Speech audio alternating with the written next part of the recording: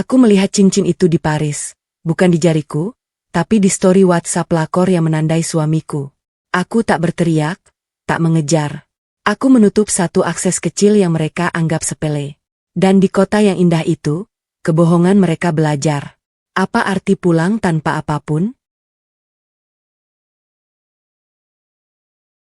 Sebelum ceritanya kita mulai, absen dulu teman-teman cerita putri dari daerah mana saja. Bantu subscribe, like dan komen dari teman-teman semua sangat berarti buatku.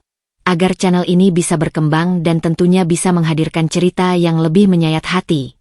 Yang sudah subscribe, like, dan komen aku ucapkan terima kasih dan semoga selalu lancar rezekinya.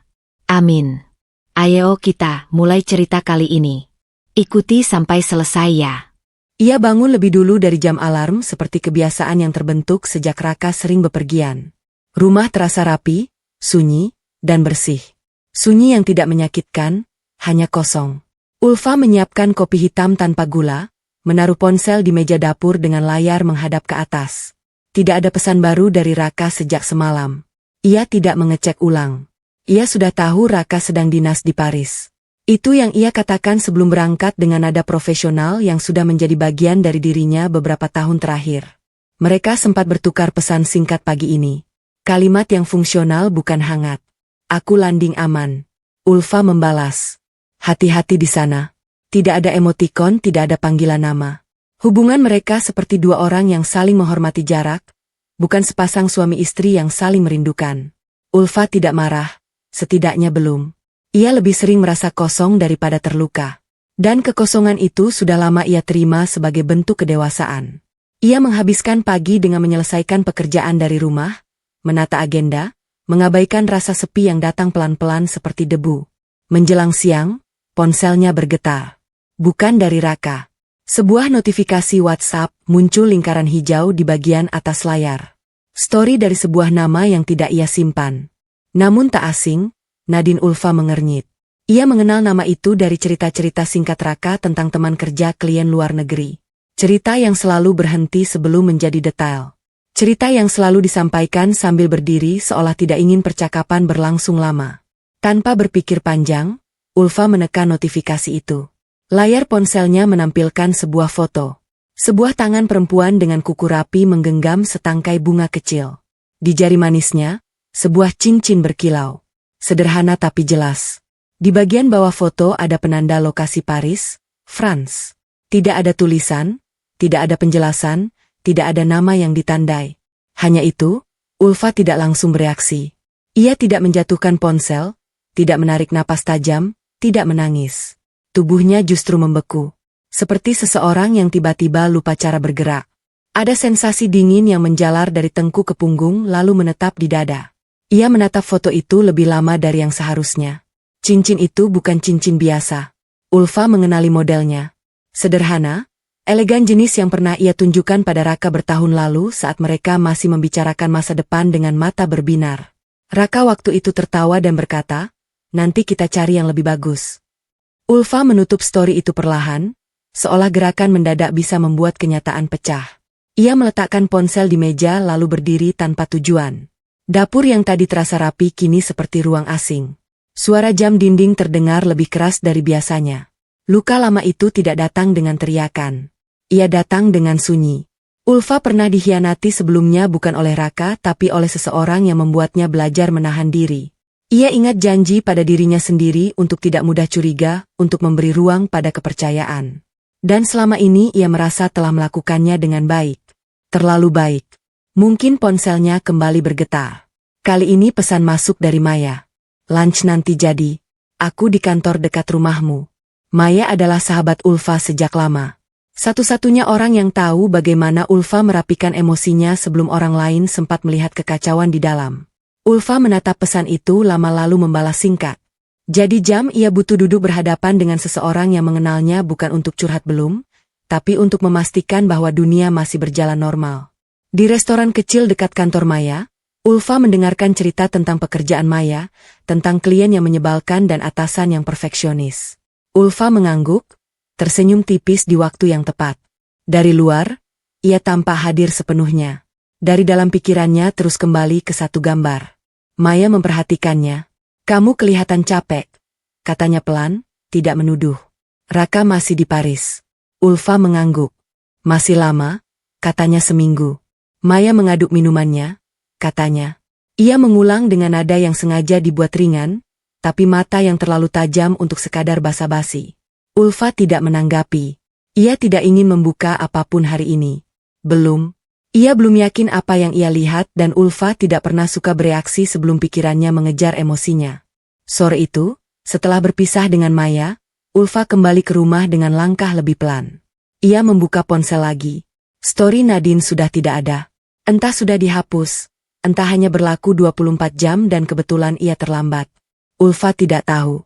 Yang ia tahu gambar itu sudah terlanjur tertanam. Ia membuka chat Raka. Tidak ada pesan baru. Terakhir, kalimat formal tentang rapat dan jet lag. Ulfa menekan kolom ketik lalu menghapusnya kembali. Apa yang akan ia tanyakan? Cincin itu untuk siapa? Terlalu langsung. Kamu di mana sekarang? Terlalu naif. Ulfa menutup chat itu tanpa mengirim apun. Malam datang dengan tenang yang palsu. Ulfa berbaring di tempat tidur. Lampu dimatikan, ponsel digenggam erat. Ia membuka kembali story Nadine dari folder tangkapan layar. Ia bahkan tidak ingat kapan jarinya menekan tombol itu siang tadi. Foto itu ada di sana. Utuh, tak berubah. Untuk pertama kalinya hari itu, Ulfa menarik napas panjang. Ia belum memutuskan apapun. Ia belum menuduh siapapun. Tapi ada satu keputusan kecil yang ia ambil malam itu. Keputusan yang terasa berisiko. Meski tanpa sepele, Ulfa menyimpan foto itu di folder tersembunyi lalu mengunci ponselnya. Jika ini memang awal dari sesuatu yang ingin disembunyikan darinya, ia tidak akan lagi menutup mata. Pagi datang tanpa memberi Ulfa ruang untuk lupa. Ia terbangun dengan posisi miring. Ponsel masih berada di genggaman. Layar gelap memantulkan bayangan wajahnya sendiri. Ada sesuatu yang berubah sejak malam tadi. Bukan rasa marah, bukan juga sedih, melainkan kewaspadaan yang menegang pelan-pelan. Foto cincin itu tidak lagi membuatnya membeku. Kini ia membuatnya ingin tahu. Ulfa duduk di tepi tempat tidur, menyusun napas seperti biasa. Ia sudah bertahun-tahun terbiasa mengatur emosi sebelum bangun dari ranjang. Tenang, lebih aman, pikirnya. Tenang selalu memberinya kendali. Namun pagi ini ketenangan itu terasa berat. Seolah ada tangan yang terus menekan dari dalam. Ia membuka chat Raka. Statusnya masih sama online beberapa menit lalu. Ulfa mengetik satu kalimat sederhana lalu berhenti. Menghapus. Mengetik ulang. Kamu lagi di mana sekarang? Pesan terkirim. Ulfa menaruh ponsel di meja lalu berdiri berjalan ke dapur. Ia menyalakan kompor, menuang air ke panci, berpura-pura sibuk. Detik terasa memanjang. Ia tidak ingin terlihat menunggu, padahal seluruh tubuhnya menajam pada satu hal. Ponselnya bergetar. Hotel, habis meeting. Ada apa? Singkat. Tidak ada sapaan. Tidak ada emotikon. Ulfa membaca pesan itu 2 kali.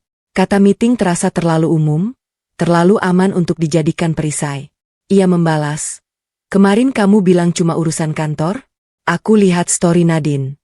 Kalimat itu terasa jujur sekaligus berbahaya. Ulfa menunggu. Kali ini ia tidak berpura-pura sibuk. Ia duduk menatap layar. Beberapa menit berlalu sebelum tanda tipping muncul lalu hilang. Muncul lagi hilang. Jawaban akhirnya datang. Itu cuma kebetulan. Jangan mikir yang aneh-aneh. Aku kesini buat kerja. FA Ulfa tersenyum tipis. Bukan karena lega, melainkan karena mengenali nada itu. Defensif. Nada yang muncul setiap kali Raka merasa wilayahnya diganggu. Tidak ada penjelasan tentang cincin, tidak ada klarifikasi soal Paris, hanya penegasan batas. Ia menulis balasan lalu berhenti menghapusnya. Jari-jarinya terasa kaku. Dalam kepalanya ada 2 suara yang saling bertubrukan. Yang satu ingin mendesak, yang lain ingin mundur dan menunggu bukti. Ulfa memilih yang kedua. Aku cuma nanya. Pesan itu seperti menelan semua kecurigaan yang ingin keluar. Raka membaca lalu tidak membalas lagi. Keheningan itu berbicara lebih keras dari kata-kata. Menjelang siang, Maya datang ke rumah Ulfa. Ia tidak bertanya banyak di awal. Ia tahu Ulfa tidak suka didesak. Maya duduk di sofa, membuka tasnya, mengeluarkan 2 gelas kopi tak keawai, lalu meletakkannya di meja. Kamu belum meledak? Kata Maya akhirnya sambil menyerahkan 1 gelas. Nadanya datar, tapi matanya mengamati dengan serius. Ulfa menerima kopi itu tanpa menjawab, tangannya hangat, kepalanya dingin. Aku hampir, katanya pelan, tapi dia defensif. Maya mengangguk, seolah sudah menduga kalau dia defensif, biasanya ada sesuatu yang dia lindungi. Ulfa menatap cairan kopi yang bergetar halus. Aku capek jadi orang yang selalu tenang. Kalimat itu keluar begitu saja tanpa rencana. Maya tidak langsung menimpali. Ia membiarkan Ulfa mendengarnya sendiri. Kamu bukan tenang. Kata Maya kemudian kamu menahan diri. Itu beda. Ulfa menghela napas. Ia tahu Maya tidak menghakimi. Maya selalu berada di sisi yang membuat Ulfa berpikir bukan bereaksi. Aku takut kalau aku dorong sekarang semuanya hancur. Dan kalau kamu diam terus, Maya menimpali, kamu yang hancur duluan. Kalimat itu menggantung di udara. Ulfa merasakannya tepat di dada. Selama ini ia mengira ketenangan adalah bentuk kedewasaan. Tapi pagi ini setelah membaca pesan neraka yang dingin, setelah merasakan tubuhnya menegang hanya karena satu foto, Ulfa mulai mempertanyakan asumsi itu. Apa yang harus aku lakukan? Tanyanya. Bukan pada Maya, tapi pada dirinya sendiri. Maya mencondongkan tubuh. Amati polanya. Jangan emosi dulu. Orang yang merasa aman biasanya konsisten. Orang yang menyembunyikan sesuatu tidak. Ulfa mengangguk pelan. Nasihat itu terasa masuk akal, tapi juga menuntut kesabaran yang tidak sedikit. Ia bukan orang yang suka permainan. Ia hanya ingin kejujuran. Sore itu setelah Maya pulang, Ulfa duduk sendirian di ruang tamu. Ia membuka kembali chat Raka. Tidak ada pesan baru. Ia membuka Instagram, menelusuri tanpa tujuan. Akunnya berhenti di profil Nadine terbuka penuh foto perjalanan. Senyum yang percaya diri. Ulfa tidak menekan apapun. Ia hanya melihat mencatat. Malam datang dengan hujan tipis. Ulfa berdiri di depan jendela, memandangi jalan yang basah. Ia menyadari sesuatu yang selama ini luput. Ketenangannya bukan hasil dari kepercayaan penuh, melainkan dari kebiasaan menahan pertanyaan. Dan kebiasaan itu mulai retak. Ponselnya bergetar sekali lagi. Pesan dari Raka.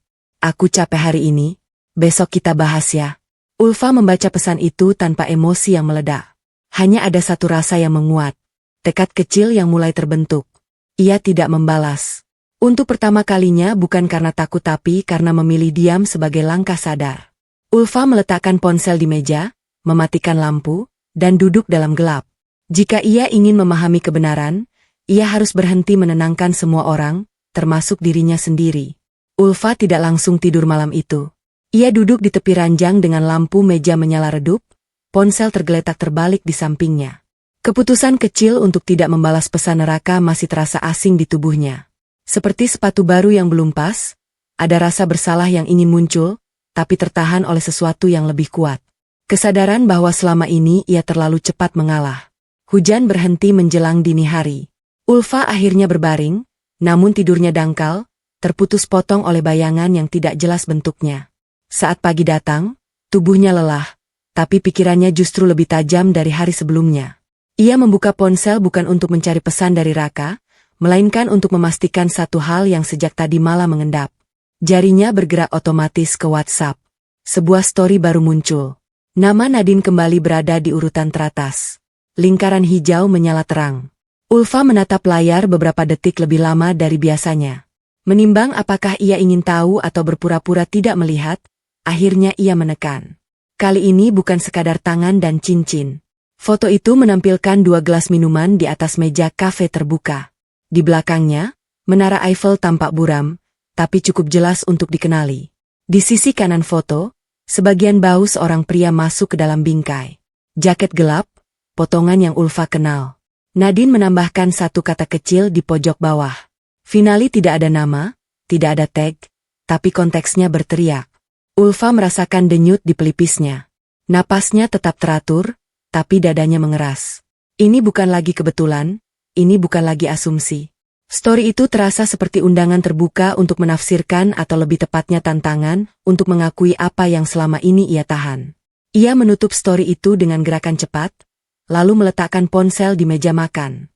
Tangannya gemetar sedikit, bukan karena marah, melainkan karena sesuatu di dalam dirinya bergeser perlahan seperti tanah yang mulai retak sebelum longsor. Ulfa menuang air minum, meminumnya sekaligus, seolah bisa meredam panas yang tiba-tiba naik. Dalam kepalanya, satu kalimat terus berulang. Janji Raka, kalau suatu hari aku berubah, kamu harus jadi orang pertama yang tahu. Itu yang Raka katakan bertahun lalu saat mereka masih bisa tertawa di tengah kekhawatiran hidup. Janji tentang kejujuran, tentang tidak menyembunyikan apapun yang penting. Ulfa dulu percaya janji itu bukan karena Raka sempurna, tapi karena ia berani mengucapkannya. Sekarang kontrasnya menyakitkan. Raka tidak berbohong secara langsung. Ia hanya menghilangkan bagian-bagian penting, menyisakan kerangka cerita yang aman. Ulfa menyadari diamnya Raka bukan karena ia tidak punya waktu, melainkan karena ia memilih apa yang ingin dibagikan. Ponsel Ulfa bergetar. Pesan masuk dari Maya. Kamu udah lihat? Ulfa menghela napas. Ia lupa bahwa Maya juga mengikuti Nadine. Dunia terasa mengecil. Ia tidak butuh waktu lama. Sebelum Maya menelepon, Ulfa mengangkatnya, menempelkan ponsel ke telinga tanpa berkata apapun. Ini udah bukan samar, kata Maya tanpa basa-basi. Nada suaranya tegas, protektif. Dia tahu kamu akan lihat. Ulfa duduk, menopang dahinya dengan satu tangan. Aku tahu. Terus Maya menunggu. Ulfa diam cukup lama sebelum menjawab. Aku belum mau konfrontasi. Maya menarik napas di seberang sana. Kamu takut? Ulfa menggeleng. Meski tahu Maya tidak bisa melihat, aku sedang mengukur. Mengukur apa? Batas aku sendiri. Percakapan itu berhenti sejenak. Maya tidak memaksa. Ia tahu Ulfa sedang berada di ruang yang rapuh, di mana satu dorongan salah bisa membuatnya bereaksi bukan sebagai dirinya yang utuh. Kalau kamu butuh, aku datang, kata Maya. Akhirnya aku siap belum? Jawab Ulfa. Aku masih ingin lihat sejauh apa dia berani. Setelah panggilan berakhir, Ulfa berdiri dan berjalan ke kamar kerja. Ia membuka laptop, mencoba fokus pada pekerjaan, tapi layar terasa buram. Pikirannya kembali pada detail-detail kecil yang dulu ia abaikan.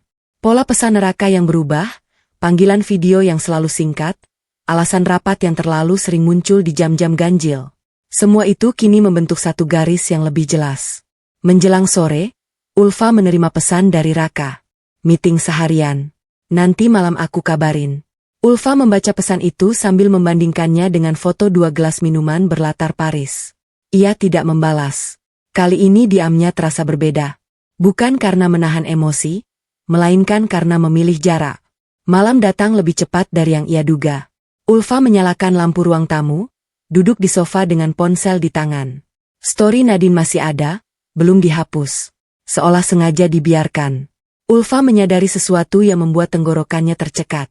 Ia tidak lagi mencari alasan untuk membela Raka di kepalanya. Biasanya ia akan mengingatkan diri sendiri tentang kelelahan kerja, tekanan tanggung jawab, atau kesalahpahaman. Malam ini pembelaan itu tidak muncul. Ia belum membuat keputusan apapun. Ia belum menuduh, belum menuntut. Tapi ada garis tipis yang selama ini ia jaga dengan sabar. Garis tentang apa yang masih bisa ia toleransi. Dan garis itu mulai bergeser sedikit demi sedikit. Ulfa mengunci ponsel, mematikannya. Lalu berdiri. Di dalam dadanya, tekanan baru terbentuk, bukan ledakan, melainkan tarikan kuat menuju sesuatu yang belum ingin ia sebut. Besok ia tahu ketenangan pura-pura tidak akan cukup lagi. Ulfa bangun dengan dada yang terasa sempit, bukan karena mimpi buruk, melainkan karena kesadaran yang belum sepenuhnya ia terima. Garis yang bergeser semalam tidak kembali ke tempat semula. Ia justru terasa makin jauh. Seperti batas yang ditarik ulang oleh orang lain tanpa persetujuannya. Ponselnya menyala dengan beberapa notifikasi tak terbaca. Ulfa tidak langsung meraih. Ia duduk di tepi ranjang, menenangkan napas, mengingatkan dirinya bahwa apapun yang akan ia dengar hari ini, ia berhak memprosesnya dengan caranya sendiri. Ketika akhirnya ia membuka ponsel, satu nama muncul di bagian atas layar. Raka panggilan masuk. Ulfa menatap layar itu cukup lama hingga getarnya berhenti. Beberapa detik kemudian, panggilan itu masuk lagi. Kali ini ia mengangkatnya. Aku gak bisa lama. Suara Raka terdengar tanpa basa-basi. Di belakangnya ada dengung pelan, mungkin suara jalanan atau kafe. Ulfa tidak menyela. Ia membiarkan Raka berbicara, memberi ruang yang selama ini selalu ia berikan. Aku tahu kamu lihat story itu, lanjut Raka. Dan iya, aku memang beberapa kali bareng Nadine di sini. Pengakuan itu jatuh datar. Tidak ada jeda, tidak ada nada menyesal. Ulfa merasakan sesuatu di dadanya runtuh, bukan karena fakta itu sendiri, melainkan karena cara Raka mengatakannya. Seolah kebersamaan itu hal sepele yang tak perlu diperdebatkan. Beberapa kali, Ulfa mengulang, suaranya stabil. Ia terkejut mendengar dirinya sendiri terdengar begitu tenang. Iya, tapi jangan dibesar-besarkan, kata Raka cepat. Ini urusan kerja yang kebetulan jadi dekat. Kamu jangan langsung menyebut ini pengkhianatan. Kata itu, pengkhianatan, diucapkan Raka lebih dulu. Seolah ia sudah menyiapkan perisainya. Ulfa menggenggam ponsel lebih erat. Ia menunggu sesuatu yang tidak datang. Permintaan maaf, pengakuan salah. Atau setidaknya empati dekat sampai pakai cincin.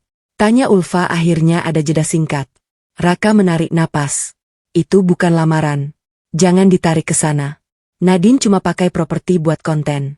Kamu tahu kan orang-orang sekarang suka lebay. Ulfa menutup mata. Di kepalanya janji tentang kejujuran berputar. Kini terdengar seperti lelucon yang terlalu lama disimpan. Bukan fakta. Bahwa Raka bersama Nadine yang paling menyakitkan, melainkan caranya meremehkan kecerdasan dan perasaan Ulfa. Kamu sedang menjelaskan atau membenarkan? Tanya Ulfa pelan.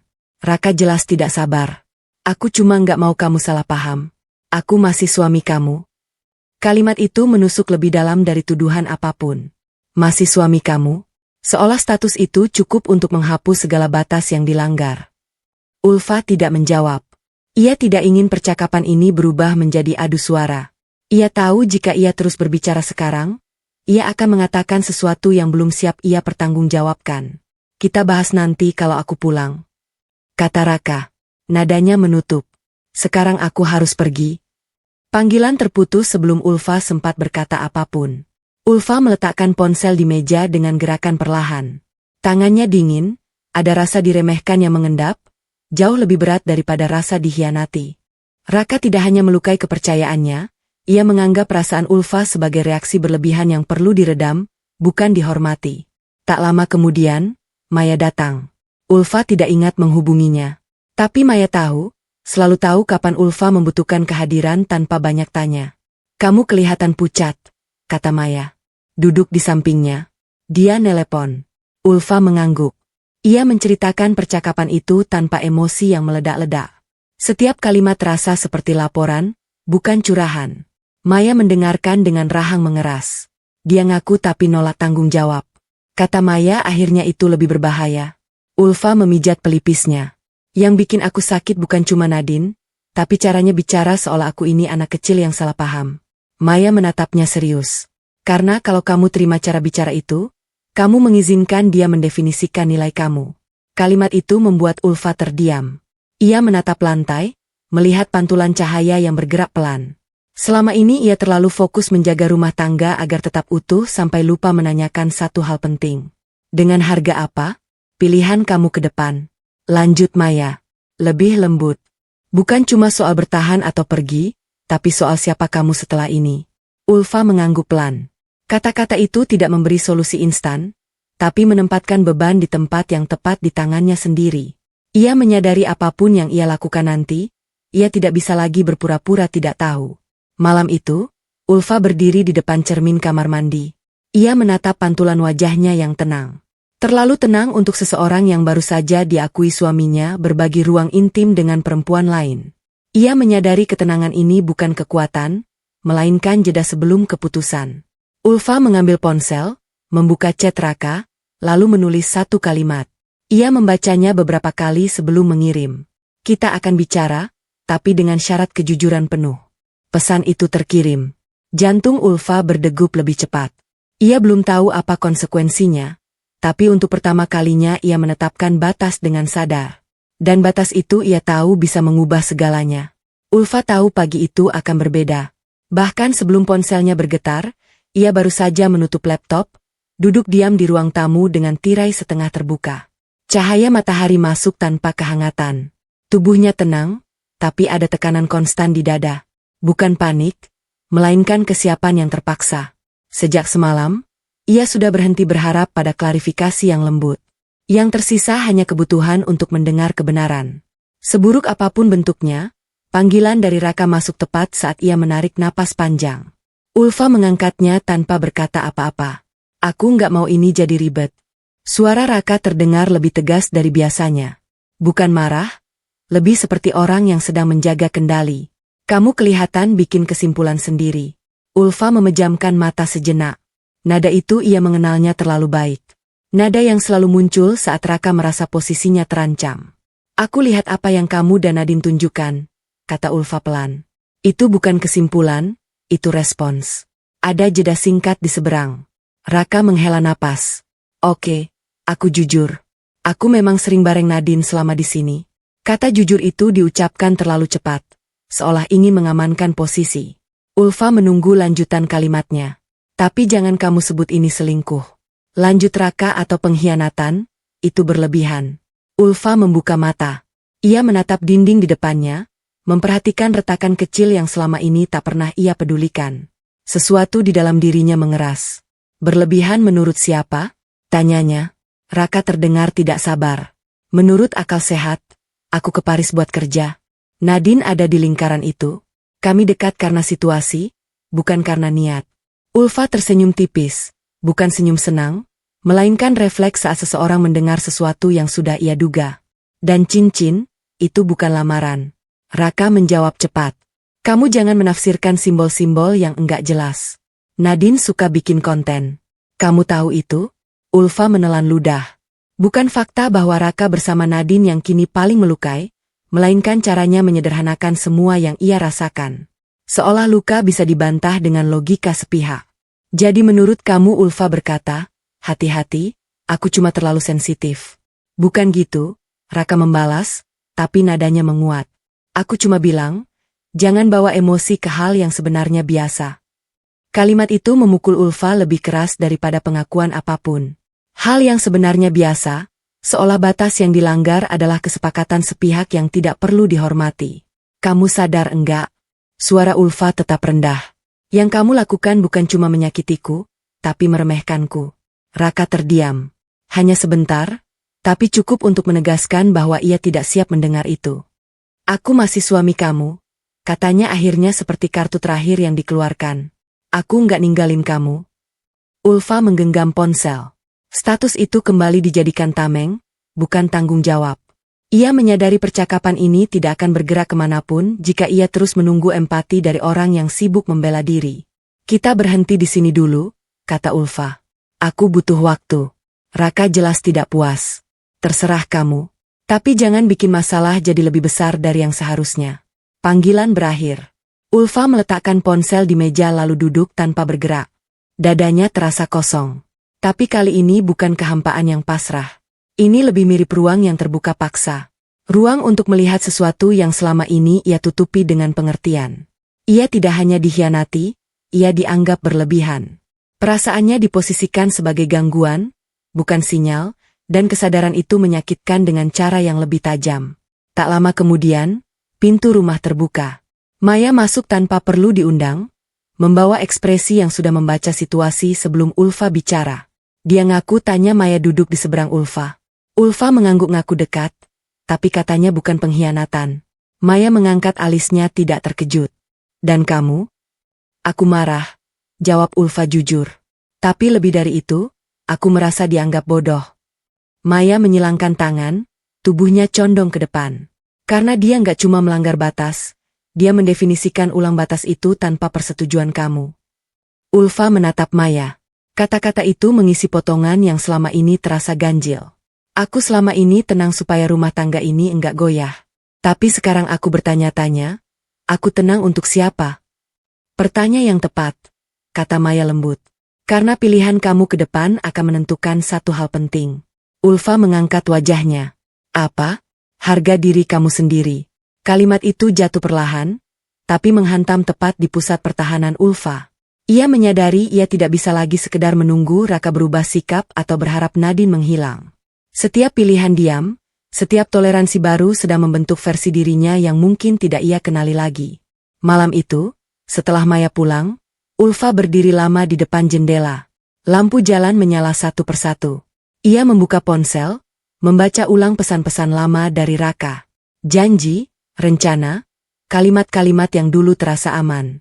Ia tidak menghapus apapun, tapi ia juga tidak lagi memeluknya sebagai kebenaran mutlak. Ulfa membuka catatan di ponselnya dan menulis satu kalimat pendek. Bukan pesan untuk Raka melainkan untuk dirinya sendiri. Aku tidak boleh mengecilkan lukaku hanya agar orang lain merasa nyaman. Ia menyimpan catatan itu, mengunci ponsel, lalu mematikan lampu.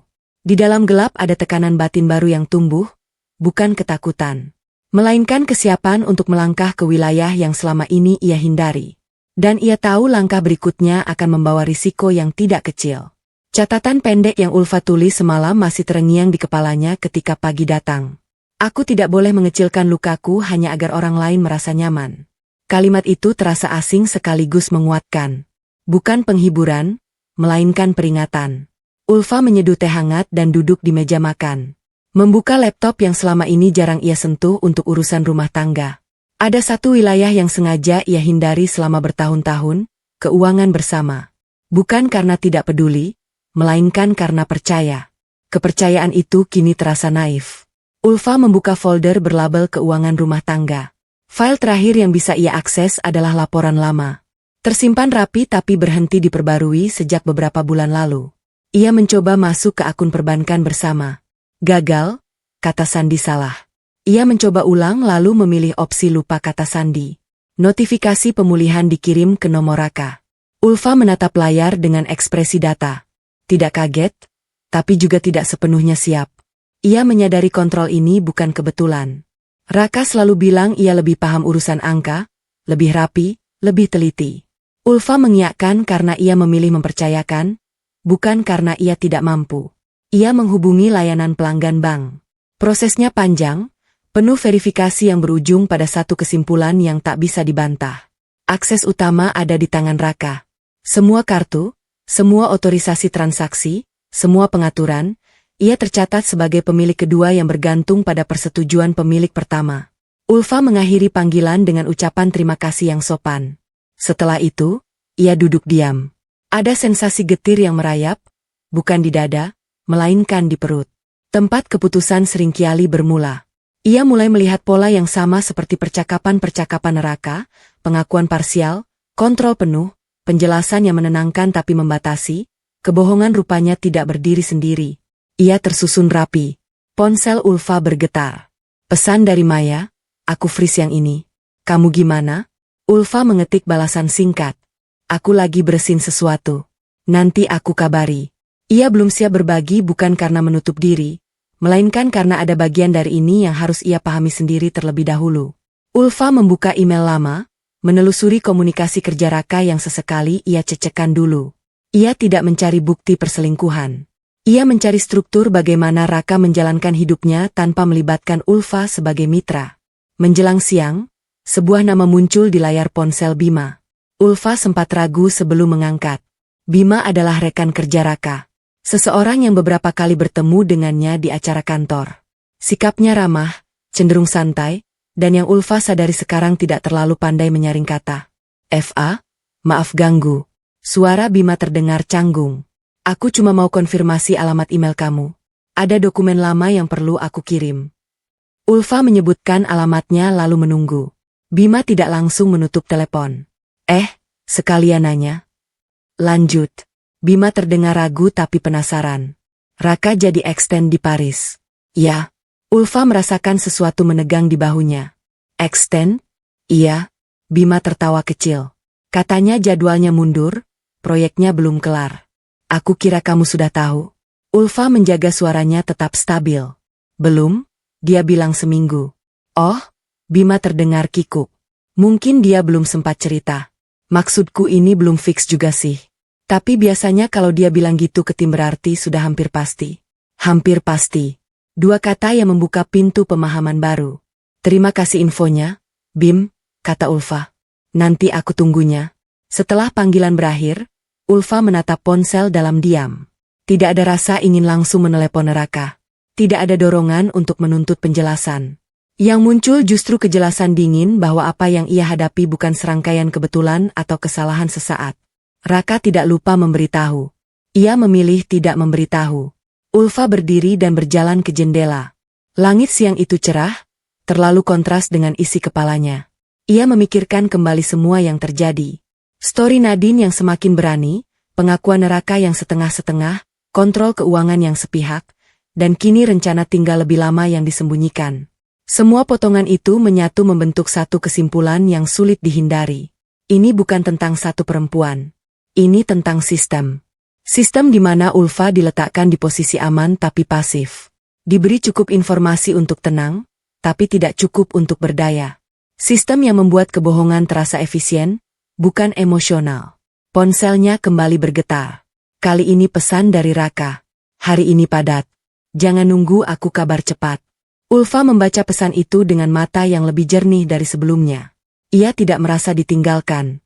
Ia merasa dikeluarkan dari lingkaran keputusan. Ia membalas singkat. Oke. Sore itu Maya akhirnya datang.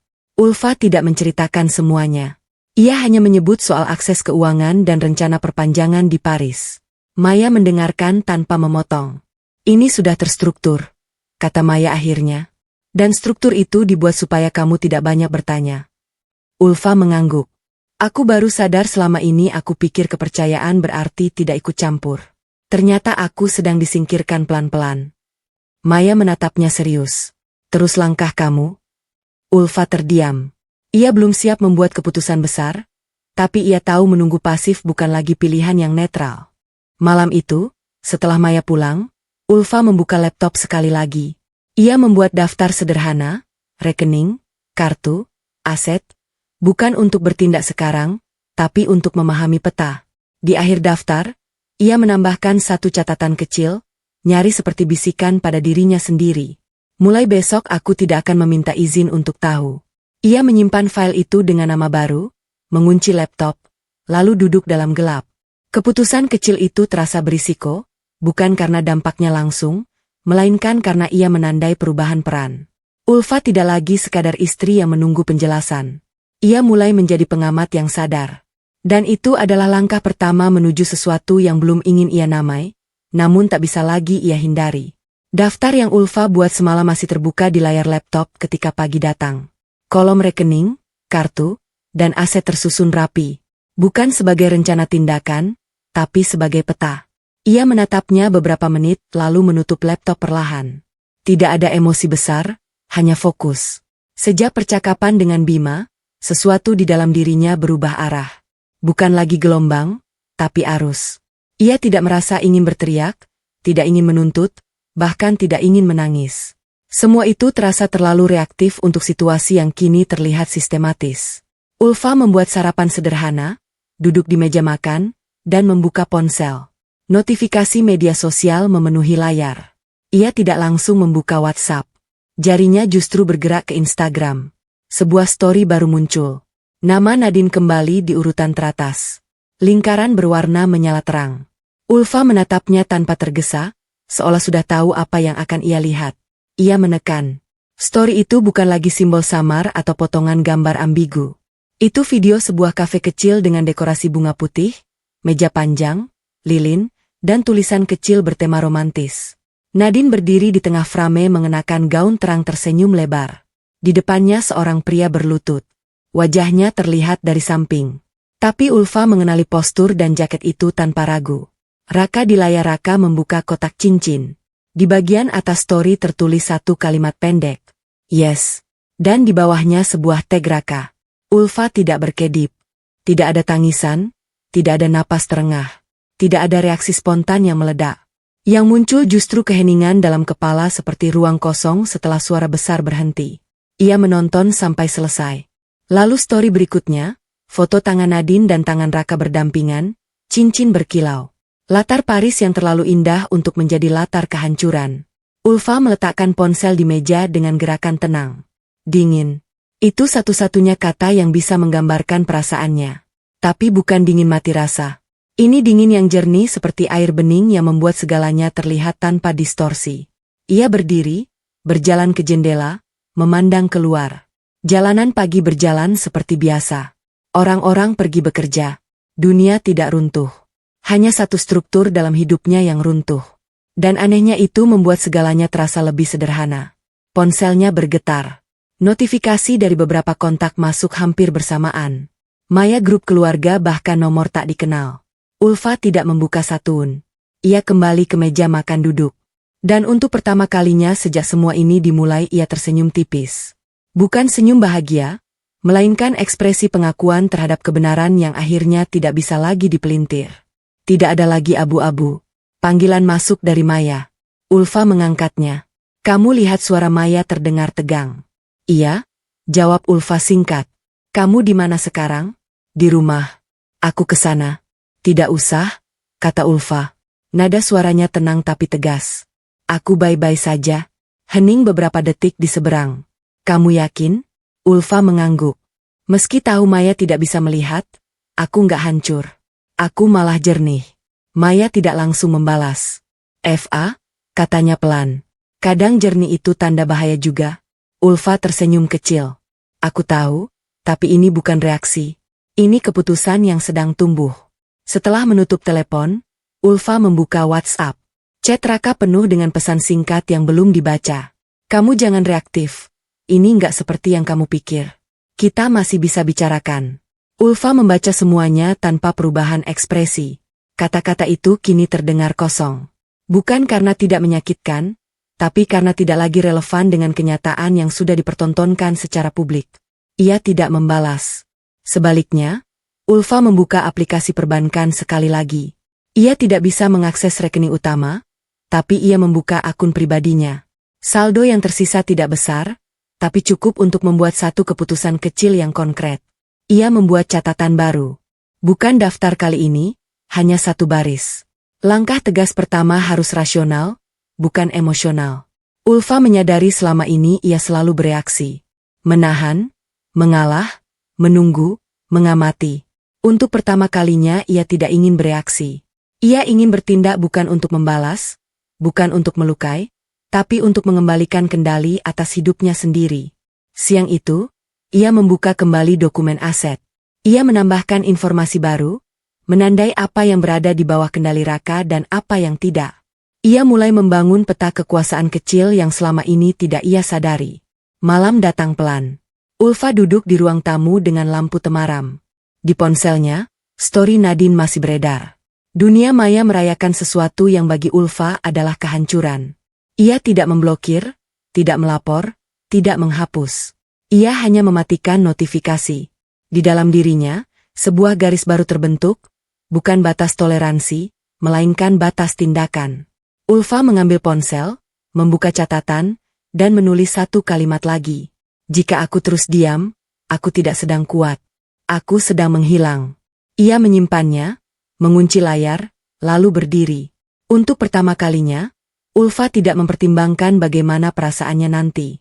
Ia mempertimbangkan apa yang harus dilakukan. Pagi itu tidak dibuka dengan tangisan atau doa panjang. Ulfa bangun dengan kepala ringan, seolah tubuhnya sudah lebih dulu menerima keputusan yang semalam baru dirumuskan pikirannya. Udara kamar terasa datar, tidak hangat, tidak dingin. Ia duduk di tepi ranjang beberapa detik, membiarkan kesadarannya utuh sebelum berdiri. Di meja, map plastik transparan berisi dokumen rekening bersama tergeletak rapi. Nama Ulfa Rahmani tercetak jelas sebagai pemilik utama. Nama Raka tercantum sebagai pengguna tambahan. Dulu itu ia anggap simbol kepercayaan. Hari ini ia melihatnya sebagai fakta hukum. Ulfa mandi berpakaian sederhana lalu keluar rumah. Ia tidak memberitahu siapapun bahkan Maya. Di kantor cabang bank. Suasana terlalu normal untuk keputusan yang akan ia ambil. Teller tersenyum profesional. Pendingin ruangan berdengung pelan. Ulfa duduk di kursi konsultasi dengan punggung tegak. Map di pangkuan dan suara yang ia jaga tetap stabil. Saya ingin memblokir seluruh kartu ATM dan kartu debit atas nama pengguna tambahan, ucapnya sesuai hak pemilik rekening. Petugas itu menatap layar, memeriksa data, lalu mengangguk. Ibu Ulfa pemilik utama. Ya, iya. Pemblokiran sementara atau permanen? Ulfa berhenti sejenak. Di titik itu ada dorongan aneh untuk berkata sementara. Seolah ia masih memberi ruang kembali. Tapi ia tahu kata itu bukan berasal dari logika, melainkan dari sisa kebiasaan mengalah. Blokir penuh? Jawabnya akhirnya sesuai prosedur. Petugas mencetak formulir. Ulfa menandatangani tanpa tangan gemetar. Tidak ada rasa kemenangan, tidak ada kepuasan. Hanya kesadaran bahwa satu garis telah ditarik dan ia berdiri di sisi yang baru. Ketika keluar dari ban, ponselnya langsung bergetar. Satu panggilan tak terjawab. Dua tamaraka memenuhi layar. Ulfa tidak mengangkat. Ia berjalan ke parkiran, duduk di mobil dan baru menyalakan mesin setelah dering berhenti sendiri. 5 menit kemudian, pesan masuk bertubi-tubi. Kenapa ATM gue enggak bisa? FA, ini apa-apaan? Lo blokir kartu gue. Ulfa membaca tanpa membalas. Ia memegang setir dengan kedua tangan menunggu detak jantungnya stabil. Rasa bersalah muncul seperti refleks, cepat, otomatis, dan menyusup tanpa izin. Ia menghela napas, membiarkannya lewat, tapi tidak mengikutinya. Panggilan masuk lagi, kali ini ia mengangkat. Apa maksud lo? Suara Raka terdengar tinggi. Napasnya tidak beraturan. Gue lagi di luar negeri. Kartu gue ditolak. Ini kejam. Ulfa diam. Ia mendengarkan. Bukan sebagai istri, tapi sebagai seseorang yang akhirnya mengambil jarak. Lo tahu nggak dampaknya? Lanjut Raka. Ini nggak manusiawi. Lo mau bikin gue kelabakan? Ulfa menatap kaca depan. Bayangannya sendiri terlihat tenang. Hampir asing. Itu rekening bersama, katanya akhirnya. Pelan. Dan aku pemilik utamanya. Jadi sekarang lo pakai hukum buat nyiksa gue? Raka tertawa pendek. Getir lo dendam ya? Ulfa menutup mata sesaat. Kata dendam menusuk karena ia tahu betapa mudahnya label itu dilemparkan untuk meniadakan alasan yang sah. Aku pakai hak, jawabnya. Bukan emosi. Hak. Raka meninggikan suara. Setelah semua yang gue lakuin buat lo, kalimat itu terasa familiar. Dulu ia akan mengecil. Sekarang ia mendengarnya sebagai upaya mengembalikan kendali. Aku nggak bicara masa lalu, kata Ulfa. Aku bicara sekarang. Raka terdiam beberapa detik, lalu suaranya berubah lebih tajam. Lo sadar enggak? Ini bikin lo kelihatan kejam. Ulfa membuka mata. Rasa bersalah itu datang lagi, lebih berat. Ia merasakannya sepenuhnya. Tekanan di dada, keinginan menjelaskan, membenarkan diri, meredakan kemarahan orang lain. Harga yang selama ini selalu ia bayar agar dianggap baik. Namun kali ini ia tidak membayar. Ia mematikan panggilan. Tangannya gemetar setelahnya. Bukan karena takut, tapi karena konflik yang nyata. Antara citra diri yang selama ini ia jaga dan harga diri yang baru saja ia sentuh. Ponselnya terus berbunyi. Pesan suara masuk satu demi satu. Nada Raka berubah-ubah, marah, memohon, menyindir. Ada satu pesan yang membuat Ulfa berhenti.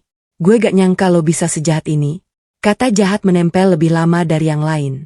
Ulfa meletakkan ponsel di kursi sebelah, menatapnya seolah itu benda asing. Ia bertanya pada dirinya sendiri, bukan untuk mencari pembenaran, tapi untuk menguji kejujuran. Apakah aku memang kejam atau aku hanya berhenti berkorban? Sore hari, Maya datang tanpa memberi kabar. Ia menemukan Ulfa duduk di ruang tamu. Jendela terbuka, cahaya matahari jatuh miring ke lantai. Kamu lakukan? Tanya Maya pelan. Ulfa mengangguk. Maya duduk di seberangnya. Dia panik. Ya? Dan kamu? Ulfa berpikir sejenak. Aku diam. Maya menatapnya lama seolah mencari retakan. Diam itu juga pilihan. FA. Aku tahu. Jawab Ulfa. Dan itu yang paling sulit. Malam turun. Ulfa sendirian lagi. Ponselnya akhirnya sunyi, tapi kepalanya tidak. Rasa bersalah dan harga diri saling tarik-menarik seperti dua kutub yang sama kuatnya. Ia berdiri di tengah, goyah tapi tidak mundur. Sebelum tidur, Ulfa membuka catatan kecilnya dan menulis satu kalimat. Jika aku menyerah sekarang, aku kembali menjadi orang yang sama. Ia menutup buku itu dengan tangan berat. Keputusan kecil hari ini telah membuka pintu konflik yang lebih besar. Dan untuk pertama kalinya, Ulfa tahu diamnya bukan akhir, melainkan awal dari sesuatu yang jauh lebih berisiko. Dampak keputusan Ulfa belum reda ketika pagi berikutnya datang. Tubuhnya masih membawa sisa ketegangan seperti garis listrik yang tidak putus meski saklar sudah dimatikan. Ia bangun dengan kepala jernih tapi jantungnya waspada. Ponsel di meja samping ranjang sunyi semalaman, dan justru itu yang membuatnya gelisah. Pagi berjalan biasa. Ulfa menyiapkan kopi, membuka jendela, dan membiarkan udara masuk. Ia tidak lagi menunggu pesan Raka. Ketidakhadiran suara itu terasa seperti ruang kosong yang baru, belum nyaman namun memberi napas. Menjelang siang, notifikasi muncul bukan dari Raka. Sebuah pesan masuk dari nomor tak tersimpan, lalu disusul panggilan. Nama yang muncul di layar membuat Ulfa berhenti bergerak. Dion. Ia mengenal nama itu dengan baik. Dion adalah sepupu Raka, orang yang selama ini berperan sebagai penenang keluarga. Bukan penegak kebenaran, melainkan penjaga ketertiban. Sosok yang selalu datang ketika sesuatu berpotensi menjadi skandal. Ulfa mengangkat panggilan itu setelah dering ketiga. Eva. Suara Dion terdengar tenang. Nyaris ramah. Kita perlu bicara. Ada apa? Ulfa menjaga nada suaranya netral. Raka lagi di situasi sulit, kata Dion. Tidak ada basa-basi. Kartu diblokir, uang gak bisa dipakai. Nadine ribut. Mereka kehabisan pegangan. Ulfa menutup mata sejenak. Jadi itu sudah sampai ke lingkar keluarga. Itu urusan Raka. Jawabnya. Dan Nadine. Dion menghela napas. Aku paham kamu marah. Tapi ini keluarga FA. Masalah begini sebaiknya diselesaikan diam-diam. Kata diam-diam menggantung, berat, dan akrab. Ulfa mengenal bobotnya bukan sebagai saran, melainkan tuntutan tak tertulis. Sementara itu, ribut di sisi lain dunia sedang terjadi. Di sebuah apartemen sewaan di Paris, Raka berdiri di dekat jendela. Ponsel di tangan, wajahnya kusut.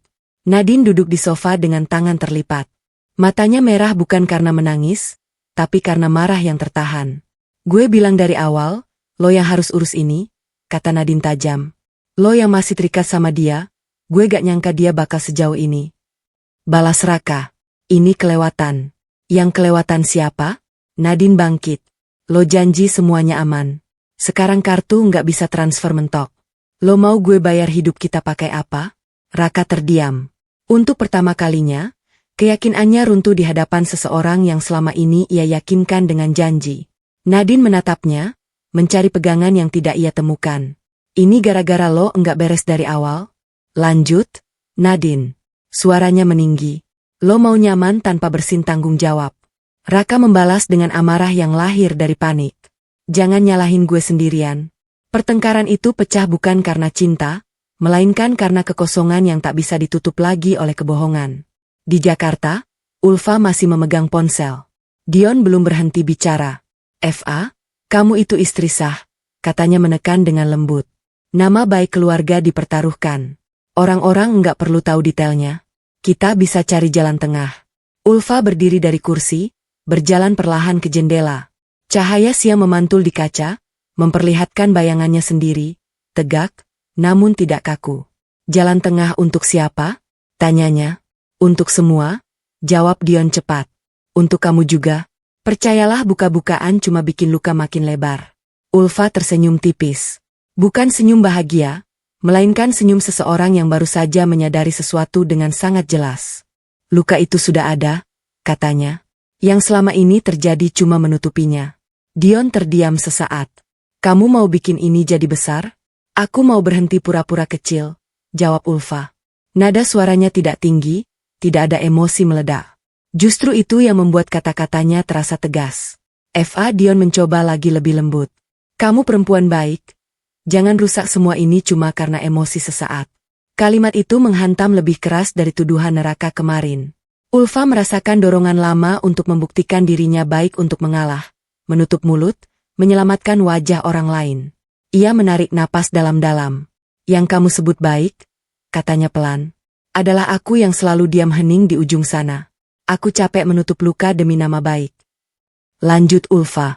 Dan aku nggak mau lagi. Dion tidak membantah.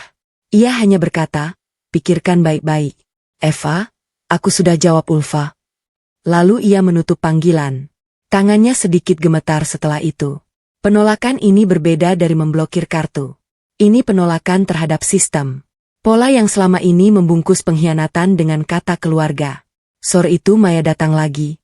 Ulfa menceritakan panggilan Dion tanpa emosi berlebihan seolah melaporkan cuaca. Dan kamu nolak, tanya Maya. Iya. Maya mengangguk, matanya tajam. Itu berat. Lebih berat kalau aku iya. Balas Ulfa. Malam menjelang.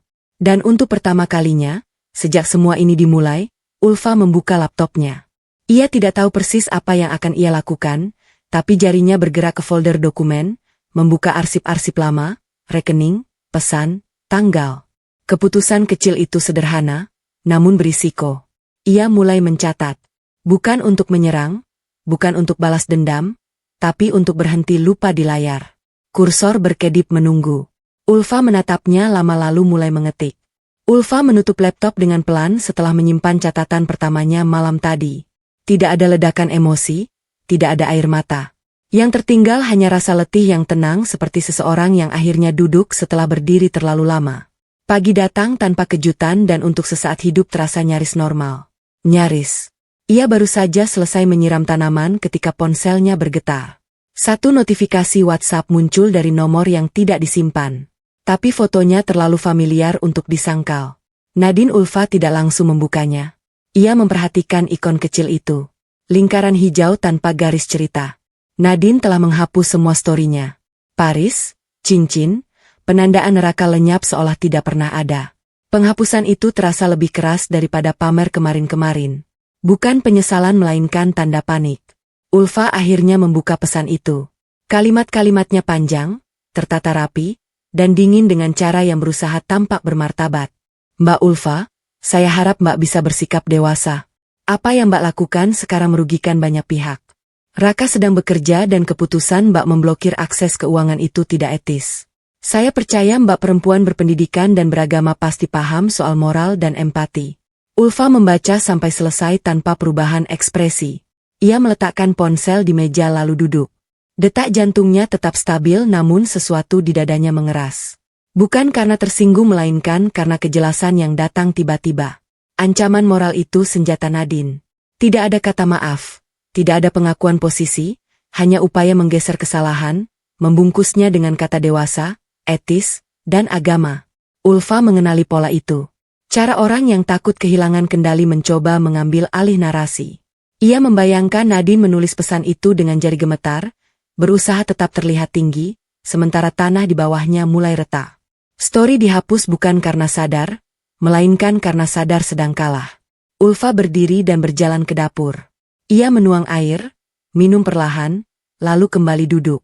Ponsel itu tetap di meja. Layar menyala menunggu balasan yang tidak kunjung datang. Di Paris pagi tidak kalah dingin. Nadine duduk di tepi ranjang, memandangi layar ponselnya yang sunyi. Pesan itu sudah terkirim hampir 1 jam lalu. Tidak ada centang biru kedua, tidak ada tanda dibaca. Diam. Dia baca nggak sih? Gumamnya. Raka berdiri di dekat koper yang belum dibereskan sejak kemarin. Wajahnya kusam. Bukan karena kurang tidur, tapi karena terlalu banyak hal yang tidak bisa ia kendalikan. Ulfa bukan tipe yang langsung bales. Katanya setengah meyakinkan diri sendiri. Justru itu yang bikin gue nggak tenang, balas Nadine. Kalau dia marah, teriak. Kalau dia diam, itu bahaya. Raka tidak menjawab. Untuk pertama kalinya, ia menyadari bahwa ia tidak benar-benar mengenal perempuan yang ia tinggalkan di rumah dengan asumsi akan selalu menunggu di Jakarta. Maya datang tanpa janji. Ia menemukan Ulfa duduk di ruang tengah, menatap kosong ke arah jendela. Ada kabar? Tanya Maya pelan. Ulfa menggeser ponselnya ke arah Maya. Dari Nadine, Maya membaca cepat lalu mendengus pendek. Klasik moral. Dia takut, kata Ulfa datar. Maya menatap Ulfa sedikit terkejut. Kamu kelihatan tenang. Aku capek bereaksi. Jawab Ulfa. Setiap kali aku menjawab, aku masuk ke arena yang dia pilih. Terus Maya menunggu. Ulfa mengambil ponselnya kembali. Jarinya melayang di atas layar, membuka kolom balasan, lalu menutupnya lagi. Aku nggak akan jawab, katanya. Maya tersenyum tipis. Itu keputusan. Ulfa mengangguk. Diam kali ini bukan karena takut, bukan karena mengalah. Diam ini adalah pilihan bentuk kontrol yang selama ini tidak pernah ia miliki. Sepanjang siang, ponsel Ulfa kembali bergetar 2 kali. Satu pesan lanjutan dari Nadine, nadanya lebih tajam. Satu panggilan tak terjawab dari nomor asing, kemungkinan neraka. Ulfa tidak membuka, tidak mengangkat. Setiap notifikasi ia biarkan berlalu seperti suara hujan di luar jendela. Namun, ketenangan itu tidak sepenuhnya ringan. Ada rasa bersalah yang mencoba menyelinap. Bayangan orang kehabisan uang di negeri asing, suara Maya tentang kemanusiaan. Gema kata kejam yang pernah Raka ucapkan. Ulfa menutup mata. Ia tidak menolak rasa itu. Ia membiarkannya ada tanpa membiarkan rasa itu mengambil alih. Sore hari ia kembali membuka laptop. Catatan yang ia mulai kemarin kini bertambah 1 baris. Ia menyalin pesan Nadine lengkap dengan waktu dan tanggal. Bukan untuk disebar, bukan untuk senjata, hanya untuk memastikan satu hal. Bahwa ia tidak lagi menyangkal kenyataan demi kenyamanan orang lain. Saat matahari tenggelam, Ulfa membuat keputusan kecil berikutnya. Diam-diam tanpa saksi, ia mengubah pengaturan privasi WhatsApp-nya. Status, foto, profil, dan info terakhir dilihat kini hanya bisa diakses oleh kontak tertentu. Bukan untuk bersembunyi, melainkan untuk membatasi. Ponsel diletakkan terbalik di meja. Ulfa berdiri, menarik napas panjang. Diam yang ia pilih hari ini terasa berbeda, berat tapi utuh. Di balik kesombongan Nadine, Ulfa melihat ketakutan. Dan untuk pertama kalinya, ia tahu ketakutan itu bukan tanggung jawabnya. Diam yang dipilih Ulfa sejak kemarin tidak membuat dunia berhenti bergerak. Justru sebaliknya, diam itu memancing suara-suara yang selama ini tersembunyi. Pagi itu, ponselnya kembali bergetar setelah semalaman sunyi. Nama Raka muncul di layar, disertai pesan suara berdurasi hampir 3 menit. Ulfa tidak langsung memutarnya. Ia menyiapkan diri lebih dulu, duduk tegak, menaruh ponsel di atas meja, seolah benda itu bisa meledak kapan saja. Ada rasa lelah yang aneh, bukan takut, bukan juga marah, lebih seperti kesiapan menerima sesuatu yang selama ini ia hindari. Ia menekan tombol putar. Suara Raka terdengar parau, tergesa, dan penuh pembelaan diri. Eva, aku gak tahu harus mulai dari mana. Aku terjebak. Situasinya enggak sesederhana yang kamu kira. Di sini semuanya jadi kacau. Tekanan kerja, ekspektasi. Aku cuma kebawa arus. Aku nggak pernah niat nyakitin kamu. Ulfa menutup mata. Kata terjebak menggema lebih keras daripada kalimat lainnya. Terjebak oleh apa? Oleh siapa? Raka melanjutkan.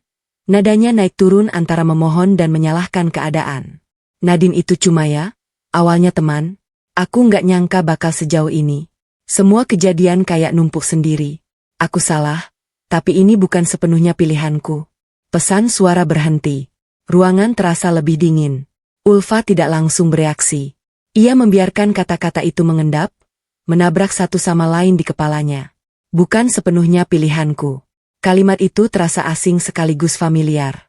Ia pernah mendengarnya dalam bentuk lain bertahun-tahun lalu saat Raka berdalih lupa menepati janji kecil. Selalu ada situasi, selalu ada alasan. Ia menghela napas panjang. Ada marah yang seharusnya datang, tapi justru tertahan di suatu tempat yang lebih dalam. Tak lama kemudian, ponsel bergetar lagi. Kali ini bukan Raka. Bima. Ulfa mengernyit. Bima adalah rekan kerja Raka. Orang yang sejak awal beberapa kali muncul sebagai penghubung informasi, tidak pernah terlalu dekat, tapi juga tidak sepenuhnya jauh. Ia ragu sejenak sebelum mengangkat. Eva. Suara Bima terdengar canggung. Aku minta maaf ganggu. Aku rasa aku harus jujur. Nada itu membuat Ulfa duduk lebih tegak. Soal apa? Ada jeda singkat di ujung sana. Seperti orang yang sedang menimbang risiko dari kejujuran. Soal Raka dan Nadine, Ulfa tidak berkata apa-apa. Ia membiarkan keheningan itu menjadi ruang aman atau mungkin jebakan bagi Bima untuk melanjutkan. Hubungan mereka bukan baru, kata Bima akhirnya. Bukan karena Paris. Semua ini sudah direncanakan sejak lama. Kalimat itu jatuh pelan, tapi dampaknya terasa seperti benturan keras di dada Ulfa. Direncanakan bagaimana? Tanyanya. Suaranya tetap datar. Bima menarik napas. Raka sering cerita. Soal merasa kosong, merasa enggak dihargai. Nadine masuk pelan-pelan. Bukan kebetulan mereka ke Paris bareng. Itu sudah dibicarakan. Bahkan sebelum dinas ini disetujui. Ulfa memejamkan mata.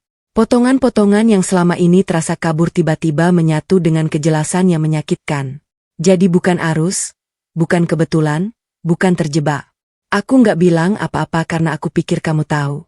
Lanjut Bima, suaranya melemah. Atau setidaknya Raka akan jujur sendiri, tapi ternyata enggak. Ulfa membuka mata, menatap dinding kosong di depannya. Ada rasa panas yang mulai naik, amarah yang tertunda, menumpuk terlalu lama, kini mencari jalan keluar.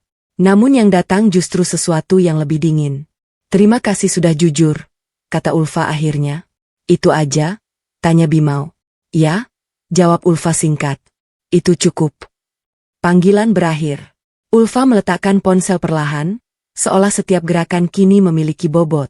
Tangannya sedikit gemetar, bukan karena syok, melainkan karena ada lapisan kebohongan terakhir yang akhirnya terkelupas.